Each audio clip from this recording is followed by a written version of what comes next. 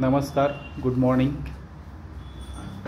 आजचे आमचे रुग्ण श्री जालिंदर मोळीक साहेब, सेवानिवृत्त सैनिक अधिकारी आणि आता ते महाराष्ट्र पोलीस सेवेत आहेत।